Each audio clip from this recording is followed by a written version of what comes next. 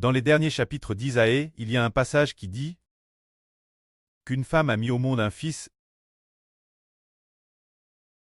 Cette femme est appelée Sion. Il est dit que Sion, sans prouver de douleur, a enfant un fils, et après avoir enfant ce fils, Dieu a comment se venger. Ah, à comment venger le peuple de Dieu? Il c'est avreux que c'est par ce fils qu'il se venge. Alors, regardons ce fils. De l'agence L. Apocalypse dans la Bible. Il traverse toute la Bible de Dieu. La gens prophétise Digé au chapitre 3. Que ce bébé appelle la postrie de la femme, crasera la tête du diable, et qu'il crasera aussi toutes les nations et tous les peuples. Il a ainsi prophétisé la venue de celui qu'on appelle la postrie de la femme. Plus tard dans le livre du prophète Isaïe, il est prophétisé un enfant nous est haine, un fils nous est donné, et dans les chapitres suivants il est encore dit qu'un rameau surgira des racines de Jesse, disant que ce bébé est un jeune rameau. Puis encore dans le livre d'Isaïe, vers le chapitre 60 environ, il est de nouveau mentionné que Sion a enfant un fils, et ce fils qui vaut tout un peuple d'une nation.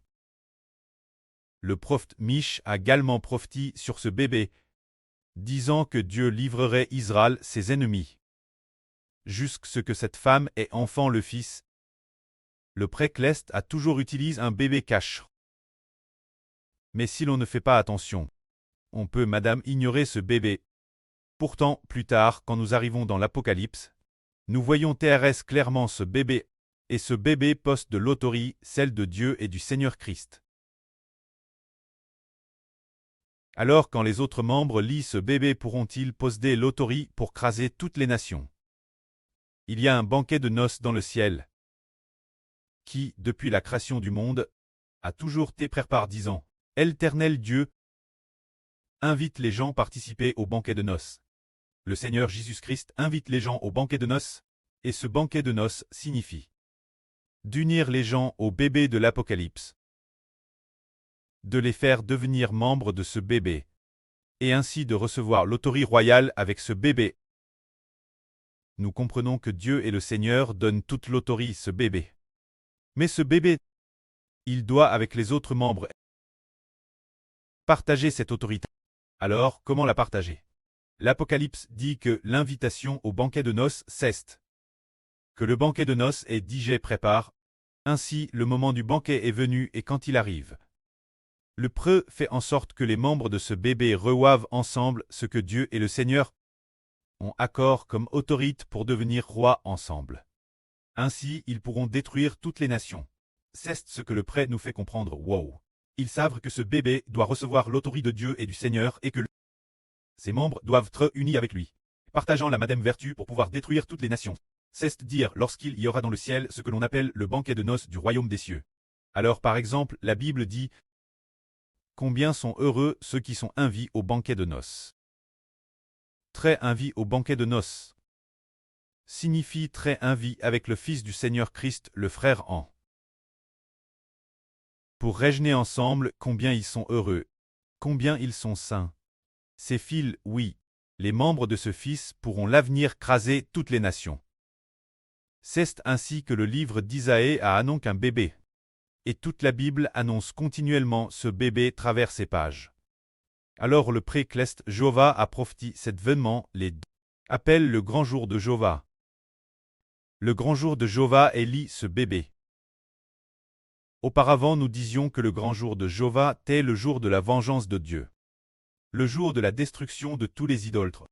Le jour de la destruction des méchants de toutes les nations. Le jour de la destruction de ceux qui ne connaissent pas Jéhovah. Ces jours-elles sont le grand jour de Jéhovah. Plus tard, on découvre que le grand jour de Jéhovah dans le Nouveau Testament et appelle le jour du Seigneur Jésus-Christ. Plus tard, après ce trait arrive Apocalypse, il est appelé le jour de l'agneau. Ils savent que c'est le bébé de l'Apocalypse qui vient accomplir la volonté de Dieu. La volonté du Seigneur Christ, pour accomplir la volonté du précleste et du Seigneur. Brûlèrent tous les deux Dieu et du Seigneur Christ. Le jour des ennemis est le grand jour de Jéhovah. Alors nous disons que le grand jour de Jéhovah est celui où Jéhovah détruit ses ennemis. Le jour de brûler toutes les nations et tous les peuples, devenant aussi le grand jour du Seigneur Christ. Le jour du Seigneur est aussi le jour où le Seigneur va brûler toutes les nations et tous les peuples. Plus tard, on en arrive finalement au bébé de l'Apocalypse, le jour où ce bébé va brûler toutes les nations et tous les peuples. Voyons maintenant la prophétie concernant Jova el-Dieu. La prophétie suivante selon laquelle Dieu va attaquer toutes les nations et tous les peuples. Il est dit ici, levez une bannière sur une montagne strile. Levez la voix vers eux, faites des signes de la main, pour qu'ils franchissent les portes de la noblesse. Jai donne des ordres, mes soldats consacrèrent. J'ai appelle mes guerriers. Ceux dire ceux qui se réjouissent de ma fière pour exécuter ma colère ciel. Il y a un bruit de tumulte sur les montagnes, comme celui d'un peuple nombreux. Écoutez, c'est le tumulte des royaumes des nations assemble. Il semble être des nations réunies. Des armes passent en revue, l'arme Jova. Prépare pour le combat. Ils viennent d'un pays lointain.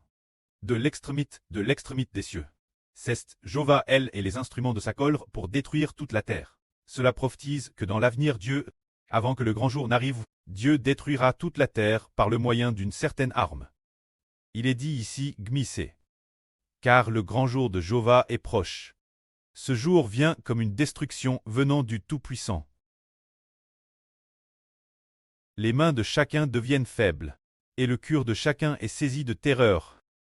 Ils seront tous saisis d'épouvante. Les douleurs et les tourments les saisiront. Ils seront tordus de douleur. Comme une femme en travail, ils se regarderont l'une l'autre avec stupeur. Leurs visages seront comme des flammes. Voici le grand jour de Jova Miv. Jour cruel de fureur et d'ardente colère, pour réduire la terre en solitude, et en exterminer les pécheurs. Car les toiles des cieux ne brilleront plus. Le soleil s'obscurcira, déesses sont levées, et la lune ne fera plus briller sa lumière. C'est une prophétie, avant que Dieu ne détruise toute l'humanité l'avenir. Il fera d'abord s'obscurcir le soleil, et la lune ne brillera pas. C'est dire que, après l'apparition de ce bébé, Dieu a décidé de détruire toute l'humanité, quand ce bébé est levé bien haut par Dieu. Après avoir été dressé comme une bannière, après que toutes les nations et tous les peuples se soient tournés vers ce bébé et aient été ramènés au royaume des cieux. Le soleil s'obscurcira, la lune ne brillera plus, et les toiles tomberont. Ce moment tel, Dieu détruira toutes les nations et tous les peuples, au point que jusqu'à quel degré, il est dit ici, au jour de la colère de Joval des armes. Le jour de mon ardente colère je ferai trembler l'univers et la terre sera branle de sa place. Se dire quand Dieu voudra détruire toute l'humanité, le précleste fera trembler l'univers et la terre sera branle de sa place. C'est le tremblement de tout l'univers. Pas seulement le tremblement de la terre, le tremblement de l'univers. L'Apocalypse dit que l'univers sera détruit et l'univers drira et sera enroulé comme un livre et sur les arbres et les toiles du ciel. Comme les fruits sur l'arbre, après avoir été secoués par un vent violent. Et très tombe, madame, les toiles du ciel. Ne tombe pas, le soleil devient noir, la lune ne donne plus sa lumière. Alors, en ces jours-là, Dieu détruira tous ceux qui sont ses ennemis. C'est ce que Dieu a prophétisé pour détruire toutes les nations et tous les peuples. Alors le royaume que le précleste va détruire s'appelle la Grande Babylone. Mais dans l'Ancien Testament, il y a un royaume qui préfigure la Grande Babylone. Se dire le royaume de Satan dans les cieux. Ce royaume, c'est Babylone. Bien est la Babylone antique sur la terre. Dieu a appelé les MD et les Perses pour détruire l'empire babylonien. C'est une préfiguration que l'avenir dans sa colère Dieu détruira la grande Babylone cleste. Se dire détruire le royaume de Satan. Le royaume des anges Tchous. C'est merveilleux le précleste. Détruit aussi Babylone. Mais après trait arrive au Nouveau Testament. On découvre que ce qui doit être détruit, c'est le royaume cleste de Satan. Le royaume de la grande Babylone. Dans l'Ancien Testament, Babylone a autrefois attaqué le peuple de Dieu et a asservi le peuple de Dieu. Après trait arrive au Nouveau Testament.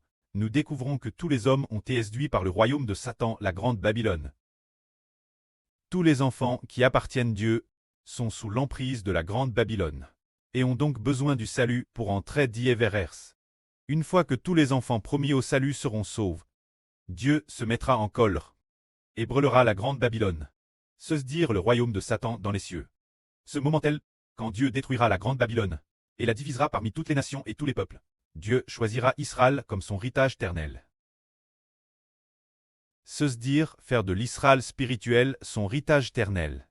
C'est pourquoi il écrit dans la Bible au chapitre 14 d'Isaïe. Jéhovah aura pitié de Jacob. Il choisira encore Israël et l'établira dans leur propre pays. L'étranger se joindront eux et s'uniront la maison de Jacob. Les peuples les prendront et les conduiront dans leur pays. Et la maison d'Israël les possédera dans le pays de l'Éternel comme serviteurs et comme servantes. Ils retiendront captifs ceux qui les avaient capturés, et ils domineront sur leurs oppresseurs. Se dire que l'avenir, l'Israël spirituel, aura pour héritage les gens de toutes les nations et de tous les peuples. Par exemple, le royaume des frères Hébreux aura les peaux noires, les peaux blanches, toutes les nations et tous les peuples. Et tous ceux qui auront te préserver feront partie de héritage de l'Israël spirituel. Afin que s'accomplisse ce que dit la Bible. L'étranger s'uniront Israël et se joindront la maison de Jacob. Se dire que les païens deviendront des Israélites spirituels. Que la gloire soit rendue auprès, vient Seigneur, Amen.